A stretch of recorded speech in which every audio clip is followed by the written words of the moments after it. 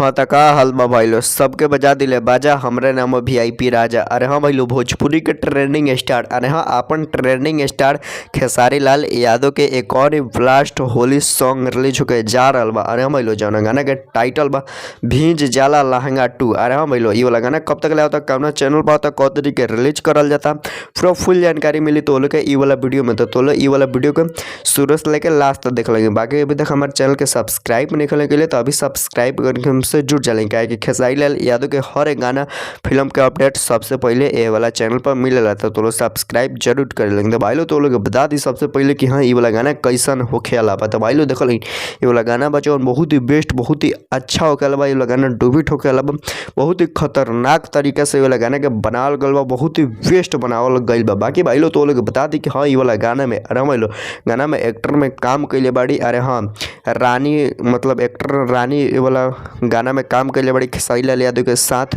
बहुत ही बेस्ट बहुत ही मस्त ये वाला गाना के बनावल गल बा। बाकी भाई लोग ये वाला गाना में अरे हाँ भाई लोग गाना गैले बड़ा खेसारी लाल यादव और सेल्फी राज मिल के ये वाला गाना गैले बड़ा लेंगे बहुत ही बेस्ट बहुत ही मस्त तरीके से गाना गैले बड़ा लेंगे।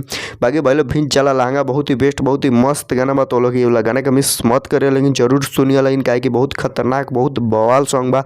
बाकी भाई लोग तो लोग बता दी कि हाँ ये वाला गाना लिखले बा। अरे हाँ भाई लोग ये वाला गाना लिखले बाड़न कृष्णा बेदर्दी। अरे हाँ भाई लोग भोजपुरी के बहुत ही अच्छा गीत लिखल अच्छा और ये भी गाना लिखले बड़ा कृष्णा बेदर्दी और बहुत ही बेस्ट बहुत ही झकास बा। बाकी म्यूजिक डायरेक्टर बड़ा आर्या शर्मा बहुत ही मस्त मस्त म्यूजिक बनावल। बाकी एकरो म्यूजिक बनैले बड़ा आर्या शर्मा ही और बहुत जल्दी ये वाला गाना के तो लोग रिलीज करल जाई।